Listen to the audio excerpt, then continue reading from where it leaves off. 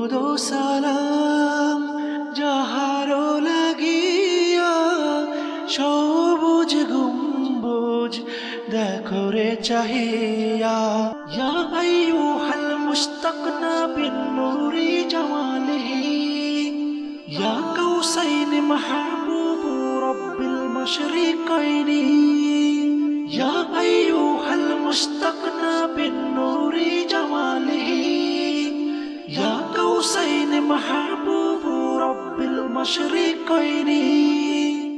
আসসালামু আলাইকুম ওয়া রাহমাতুল্লাহি ওয়া বারাকাতুহু।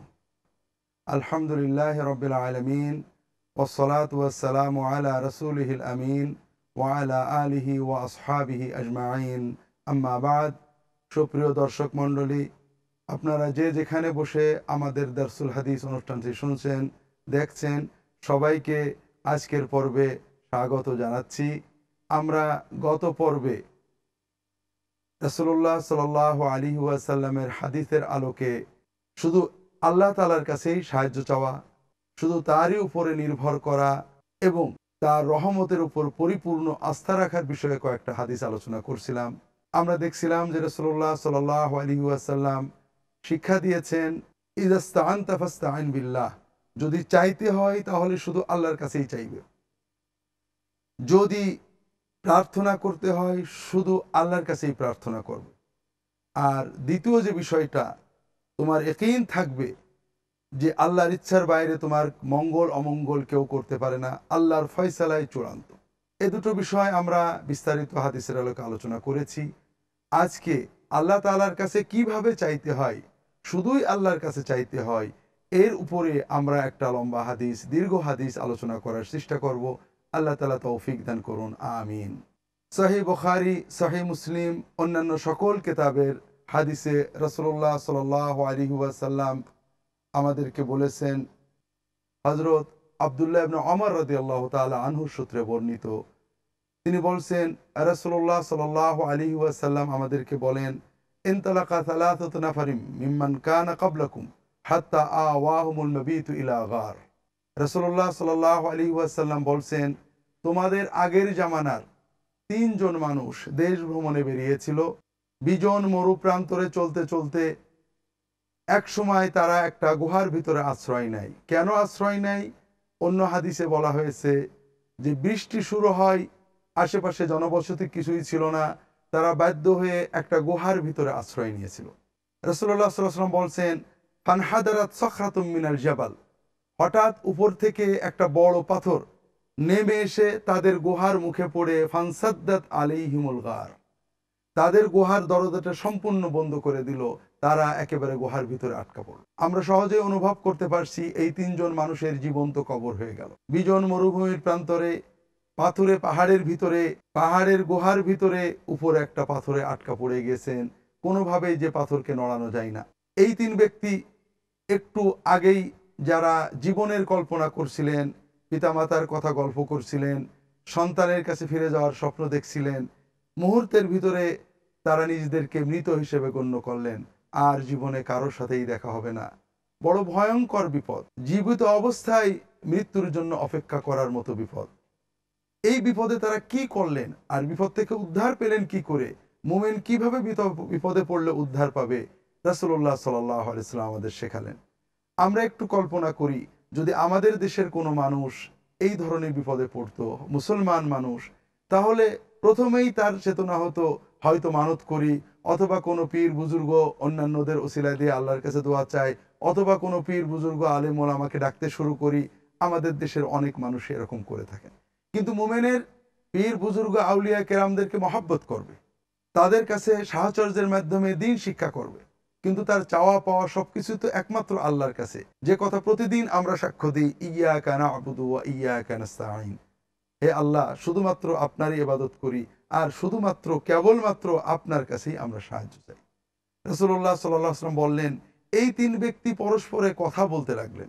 ক্বালু ইন্নাহু লা ইউনজিকুম মিন হাযিহি সখরাতি ইল্লা আন তাদউল্লাহা বিসালিহি আমালিকুম নাদউল্লাহা বিআরজা আমালিন আমিলনাহু ফি হায়াতিনা। তারা তিনজনে বলা বলি করলেন যে আমরা যে ভয়ঙ্কর বিপদে পড়েছি, এই বিপদ থেকে উদ্ধার পাওয়ার আর কোনো পথ নেই।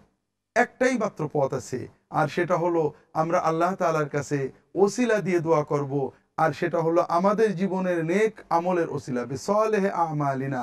আমরা জীবনে যে নেক আমল করেছি, বিআরজা আমালিন আমিলনাহু ফি হায়াতিনা, আমাদের জীবনে সবচেয়ে যে আমলটা মনে হয় আল্লাহর কাছে প্রিয় হতে পারে, এই আমলের ওসিলা দিয়ে আল্লাহ তাআলার কাছে দোয়া করব। তাহলে দোয়াটা হবে কেবলমাত্র আল্লাহর কাছে, ডাকতে হবে কেবলমাত্র আল্লাহকে, এবং এই ডাকার জন্য আল্লাহ তাআলার কাছে আমলের ওসিলা দেওয়া, এটা দোয়া কবুলের অত্যন্ত বড় বিষয়। কোন আমলের ওসিলা তারা দিলেন? রাসূলুল্লাহ সাল্লাল্লাহু আলাইহি ওয়াসাল্লাম বলছেন, ক্বালা রাজুলুম মিনহুম আল্লাহুম্মা কানা লি আবাওয়ানি শাইখানি কাবীরানি ওয়া কুনতু লা আগবিকু ক্বাবলাহুমা আহলান ওয়ালা মালা। আল্লাহ, আমার পিতামাতা বৃদ্ধ হয়ে গিয়েছিলেন, আমার সাথেই বসবাস করতেন, আমার পেশা ছিল পশুচারণ, আমি আমার উট ছাগল নিয়ে মরুভূমিতে বেরিয়ে পড়তাম, সন্ধ্যায় ফিরে এসে উট ছাগল দহন করে দুধ নিয়ে ঘরে যেতাম। তবে আমার আব্বা আম্মাকে দুধ পান করানোর আগে আমি আমার স্ত্রী, সন্তান বা কাজের মানুষদের কাউকে কোনো খাদ্য খেতে দিতাম। ফানা আবি তলবুশ শাজারি ইয়াওমান, একদিন মরুভূমিতে খাদ্য ঘাসপালা খুঁজতে খুঁজতে অনেক দূরে চলে গেলাম। দূরের মরুভূমিতে যে ছাগল এবং উট ছেড়ে দিয়ে তারা খেতে লাগলো। যখন ফিরে আসলাম তখন রাত হয়ে গেল।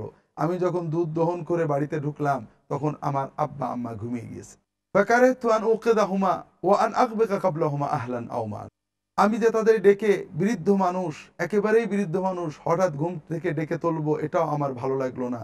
আবার আব্বা আম্মার আগে আমি স্ত্রী সন্তানদেরকে খেতে দেব, দুধ খাওয়াবো, এটাও আমার ভালো লাগলো না। আমি দুধের পাত্র নিয়ে তাদের মাথার কাছে বসে থাকলাম যে তারা ঘুম থেকে উঠলে আমি তাদেরকে দুধ খাওয়াবো এবং তারপরে আমি সন্তানদেরকে দুধ খাওয়াবো। এভাবেই চলতে লাগলো। রাত পুড়িয়ে গেল, বাচ্চাগুলো আমার পায়ের কাছে কাঁদতে কাঁদতে ঘুমিয়ে পড়লো। সকালবেলা আব্বা আম্মা ঘুম থেকে উঠলেন, আমি তাদেরকে দুধ খাওয়ালাম, তারপরে আমি সন্তান, স্ত্রী, অন্যদেরকে দুধ খেতে দিলাম। আল্লাহুম্মা ইন কুনতা তা'লাম আন্নী ফাআলতু কুল্লা হাযা ইবতিগা ওয়াজহিক। আল্লাহ, আপনি যদি জানেন যে আমি এই যা কিছু করেছিলাম সব আপনার সন্তুষ্টি অর্জনের জন্য করেছিলাম, আর কোনো উদ্দেশ্য করিনি, আপনি আব্বা আম্মাকে স্ত্রী সন্তানের চেয়ে বেশি মর্যাদা দিলে আপনি খুশি হন, আব্বা আম্মার খেদমত করলে আপনি খুশি হবেন, আব্বা আম্মার খেদমতের মাধ্যমে আপনাকে খুশি করার জন্যই যদি কাজটা করে থাকি, আপনার পছন্দ হয়ে থাকে, আমার এই কাজের ওসিলায় আমাদের এই যে বিপদে পড়েছি, ভয়ঙ্করতম বিপদ, এই বিপদ থেকে আপনি আমাদেরকে উদ্ধার করে দেন।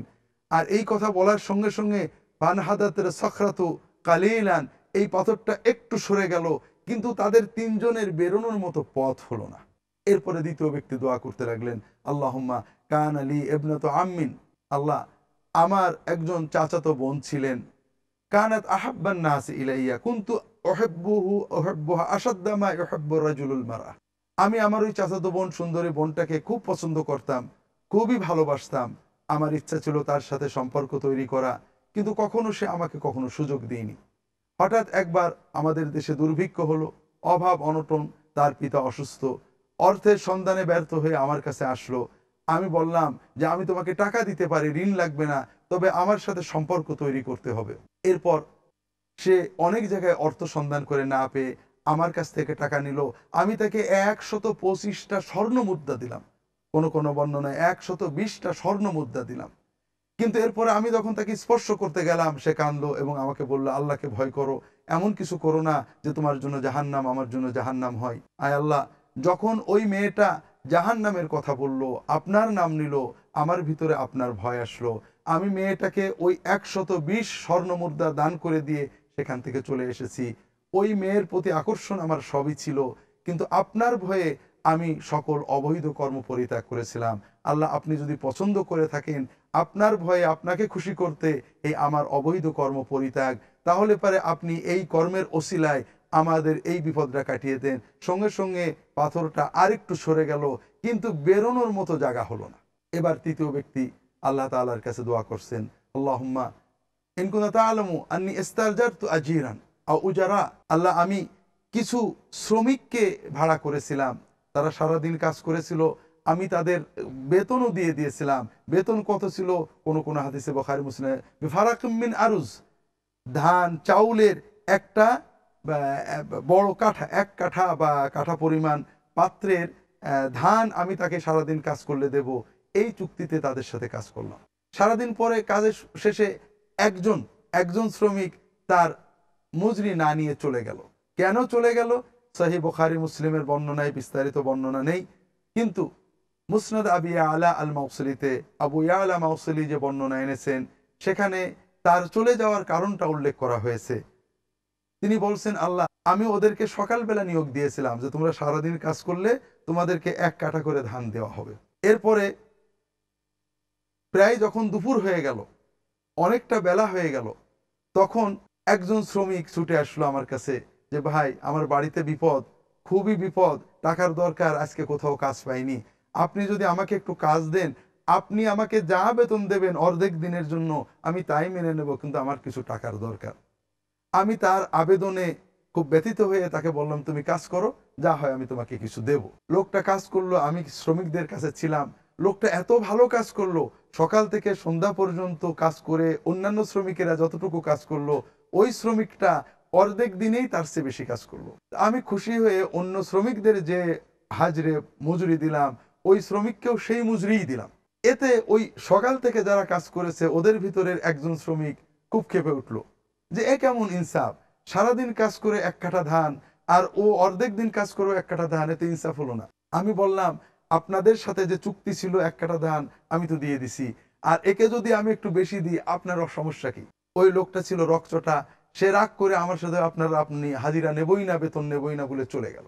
আল্লাহুম্মা ইন্নী ইস্তাসমারতুহু, আমি তার এই শ্রমের মজুরিটা আমি বিনিয়োগ করলাম, কাজে লাগালাম, লোকটা আমার উপর রাগ করে চলে গেল।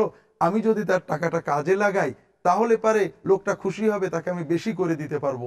কিভাবে কাজে লাগানো হলো? কোন কোন বর্ণনায় আসছে আমার জমিতে তার ওই 1 কাঠা ধান বপন করে দিলাম। লোকটা আসলো না, কয়েক মাস পরে ধান যখন হলো আমি সেই ধান বিক্রি করে আমি একটা গরু কিনলাম, সেই গরুর বাচ্চা হলো, অনেক পশু আমার কাছে হয়ে গেল। অনেক দিন পরে লোকটা ফিরে আসলো। ফিরে আসার পরে লোকটা বলল, ইয়া আব্দাল্লাহ আতিনি উজরাতি, আল্লাহর বান্দা, আমি আপনার কাছে একদিন কাজ করেছিলাম, আমার সেই পারিশ্রমিকটা দান করেন, আমার পারিশ্রমিকটা দিয়ে দেন। আমি তাকে চিনতে পারলাম, বললাম যে কুল্লুমা তারাহু মিন আল আমওয়াল মিনা শিয়াই ওয়াল বাকার ওয়ার রিজাল উজরাতু, তুমি যত মাল সম্পদ দেখছো এখানে, এই যে এই সাইডে রেখে দিয়েছে আলাদা করে, এই যে গরু ছাগল ভেড়া শ্রমিক এসব তোমার।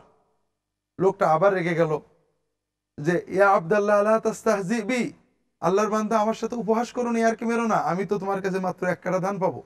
আমি তাকে বুঝালাম যে তোমাকে খুশি করতে, তোমার উপকার করার নিয়তে আমি সেই তোমার 1 কাঠা ধানকে বিনিয়োগ করেছিলাম, ফসল ফলিয়েছিলাম, তার থেকে গরু কিনেছি, তার থেকে এত কিছু হয়েছে। লোকটা সব সম্পদ অর্থাৎ তার গরুগুলো ছাগলগুলো সব নিয়ে আমাকে একটা শুকরিয়া থ্যাংক ইউ দিল না, সব নিয়ে চলে গেল। ওই লোকটা দোয়া করছে, আল্লাহ, আমি ইচ্ছা করলে তার কাছে বলতে পারতাম যে তোমার সম্পদ আমি পালন করেছি, অর্ধেক আমাকে দিয়ে যাও অথবা কিছু আমাকে দিয়ে যাও। আমি বলিনি, কারণ আল্লাহ তুমি জানো যে তোমার সন্তুষ্টি অর্জনের জন্য আমি এই কাজটা করেছিলাম। তুমি যদি আমার এই কর্মে খুশি হয়ে থাকো তাহলে আমাদের এই বিপদটা কাটিয়ে দাও। সঙ্গে সঙ্গে পাথরটা আরেকটু সরে গেল, পথ ফাঁকা হয়ে গেল, তারা 3 জন গুহা থেকে বেরিয়ে পড়লেন। সম্মানিত দর্শক, আমরা এখানে বুঝতে পারছি কয়েকটা বিষয়। প্রথম যে বিষয় বুঝতে পারছি যে বিপদে পড়লে তো ডাকতে হবে একমাত্র আল্লাহ তাআলাকেই। আমরা জানি হযরত ইউনূস আলাইহিস সালাম কঠিনতম বিপদে পড়েছিলেন। এই 3 জন যেমন জীবন্ত কবরে চলে গিয়েছিল, হযরত ইউনূস আলাইহিস সালাম জীবন্ত কবরে চলে গেছিলেন। বিশাল মাছ তাকে গিলে ফেলেছে, জীবন্ত পেটের ভিতরে চলে গিয়েছেন। কিছু সময়ের ভিতরেই অক্সিজেন বন্ধ হয়ে পরিপাক ক্রিয়ার মাধ্যমে তিনি মৃত্যুবরণ করবেন, তার আর কিছুই থাকবে না। এই কয়েক মুহূর্তে যে সময়টুকু পেয়েছিলেন তিনি আর কোনো চিন্তা করেননি, কোনো ওসিলার চিন্তা করেননি, কারোর দিকে মানতের চিন্তা করেননি। তিনি বলেছিলেন লা ইলাহা ইল্লা আনতা সুবহানাকা ইন্নী কুনতু মিনাজ জালিমিন। আয় আল্লাহ, আপনি ছাড়া কোনো মাবুদ নেই, অর্থাৎ চাওয়ার মতো, দেওয়ার মতো, বিপদ কাটানোর মতো, আশ্রয় চাওয়ার মতো কেউ নেই। আমি অন্যায় করেছি, আপনি আমাকে বিপদ থেকে উদ্ধার করেন। সম্মানিত দর্শক, তাহলে ইউনূস আলাইহিস সালাম যেভাবে কঠিনতম বিপদে পড়ে শুধুই আল্লাহর দিকে মুতাওয়াজ্জা হয়েছিলেন, আল্লাহর কথাই চিন্তা করে আল্লাহর কাছে সাহায্য চেয়েছিলেন, ঠিক তেমনই রাসূলুল্লাহ সাল্লাল্লাহু আলাইহি ওয়াসাল্লাম আমাদেরকে শেখালেন যে কঠিনতম বিপদে পড়েও অন্য কারোর চিন্তা করার সুযোগ মুমিনের থাকতে পারে না। মুমিন একমাত্র সাহায্য চায় আল্লাহ তাআলার কাছে। তাই এই তিনজন আল্লাহ তাআলার কাছে সাহায্য চেয়েছে এবং আল্লাহ তাআলার কাছে সাহায্য চেয়ে তার নাজাত পেয়েছে। বড় কষ্ট লাগে যে আমরা সমাজে অনেক গল্প শুনি যে অমুকের কাছে সাহায্য চেয়ে, অমুক মাজারে মানত করে, অমুক দরগায় যে, অমুক ঠাকুরের কাছে যে অনেকের বিপদ কেটেছে, এটা হয়েছে সেটা হয়েছে, খুঁজতে গেলে পাওয়া যায় না। সত্য মিথ্যা আল্লাহ জানে। মানুষের লোক আচার, লোক কথা আমরা বিশ্বাস করি। অথচ আল আমিন আস-সাদিক মুহাম্মদুর রাসূলুল্লাহ সাল্লাল্লাহু আলাইহি ওয়াসাল্লাম বলছেন যে একমাত্র আল্লাহর কাছে চেয়ে মানুষ মুক্তি পেয়েছে, সকল বিপদ কেটে গেছে। আল্লাহ কোরআন কারিমে আমাদেরকে শিখিয়েছেন যে একমাত্র আল্লাহর কাছে চেয়ে মানুষ সকল বিপদ থেকে মুক্তি পেয়েছে। কিন্তু দুর্ভাগ্যবশত আমরা আল্লাহর এবং আল্লাহ রসুল সাল্লাল্লাহু আলাইহি ওয়াসাল্লামের কথাটাতে আস্থা আনতে পারি না, সাধারণ মানুষদের কথায় আস্থা আনি। আমাদের ইমানের দুর্বলতার একটা বড় দিক যে কোনো বিপদ হলেই আমরা তাড়াহুড়ো করি, ব্যস্ত হয়ে পড়ি, অন্য মানুষের কাছে যাই, কবিরাজের কাছে যাই, ফকিরের কাছে যাই। বিপদ আপদে আল্লাহকে ডাকতে হয়। চিকিৎসা, জাগতিক সাহায্য এগুলো আমরা করব, কিন্তু অলৌকিক কিছু পাওয়ার জন্য তন্ত্র মন্ত্র নয়, আল্লাহর কাছে চাইতে হয়। আল্লাহর কাছে চাইলে কি লাভ? প্রথম কথা যে আল্লাহর কাছে বিপদে চাইলে আমরা এই যে চাওয়া সবচেয়ে বড় ইবাদতের মাধ্যমে এই বিপদও আসে, বিপদ চলে যায়, কিন্তু এই ফাঁকে আমরা আল্লাহর ওলি হয়ে যাই। অর্থাৎ আমরা যে শুধু আল্লাহর কাছে চাইলাম, কাঁদতে লাগলাম, সেজদায় যে হাত তুলে, এই যে আল্লাহর দিকে আমাদের মনটা রুজু হলো, আমরা আল্লাহর ওলি হয়ে গেল। আর দ্বিতীয় যে লাভটা হয়, বিপদরা কেটে যায়, যেটা কোরআন এবং সুন্নাহ সাক্ষী দিচ্ছে। দ্বিতীয় যে বিষয়টা আমরা হাদিস থেকে জানতে পারলাম যে রাসূলুল্লাহ সাল্লাল্লাহু আলাইহি ওয়াসাল্লাম আমাদেরকে শেখালেন যে বিপদে আমরা আল্লাহকে ডাকবো। যদি আমাদের মনের আবেগ থাকে, আমরা ওসিলা দেব কিসের? আমাদের জীবনের নেক আমলগুলো।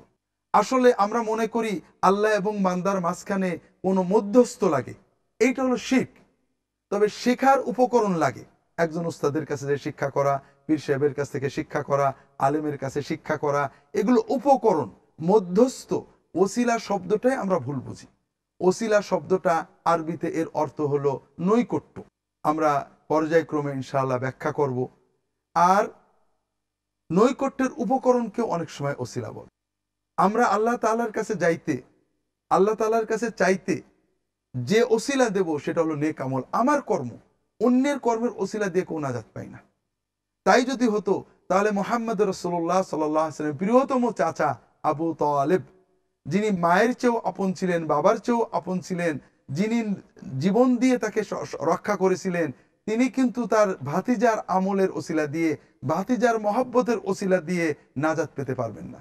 নাজাত পেতে হলে যেটা নিজের কর্ম লাগবে, অর্থাৎ ঈমান লাগবে নবীর উপরে সাল্লাল্লাহু আলাইহি ওয়াসাল্লাম। আমরা ঈমানের ওসিলা দিতে পারি, তোমার নবীকে ঈমান এনেছি, ভালোবেসেছি ইত্যাদি। আর এই জন্যই আল্লাহ তাআলার কাছে দোয়া কবুলের জন্য যেটা আমাদের কাজে লাগে সেটা হলো নিজের আমল। আমরা জীবনে যদি ভালো আমল করতে পারি, বিপদে পড়লে সেই আমলের ওসিলা দিয়ে আল্লাহর কাছে দোয়া করলে, কোনো আমল না থাকলে আল্লাহ তোমার নবীকে মহব্বত করি, কিছুই করতে পারি না, তার উপর ঈমান এনেছি, আল্লাহ সেই ওসিলায় আমাকে মাফ করে দাও, আমার বিপদটা কাটিয়ে দাও।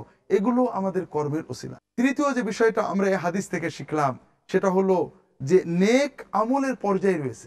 নেক আমলের ভিতরে আল্লাহর কাছে যে আমলের ওসিলা দিলে আল্লাহ ইবাদত কবুল করেন। দেখেন এখানে তিনটে আমলের ওসিলা দেওয়া হয়েছে।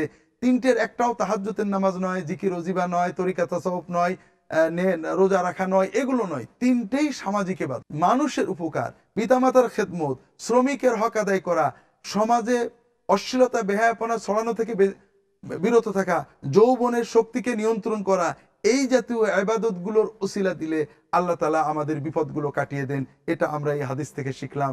ইনশাআল্লাহ এই যে জনকল্যাণমূলক কাজের কত বরকত, জনকল্যাণমূলক কাজে মানুষের খেদমতে, পিতামাতার খেদমতের মাধ্যমে আমরা কত কিছু পেতে পারি, এ বিষয়ে পরবর্তী আলোচনায়, পরবর্তী পর্বে ইনশাআল্লাহ আমরা আলোচনা করব। আল্লাহ তাআলা আমাদেরকে তৌফিক দান করুন। আমা তৌফিক ইল্লা বিল্লাহ। আল্লাহুম্মা সাল্লি আলা মুহাম্মাদিন নবিয়্যিল উম্মি ওয়া আলা আলিহি ওয়া আসহাবিহি আজমাইন। আসসালামু আলাইকুম ওয়া রাহমাতুল্লাহি ওয়া বারাকাতুহু।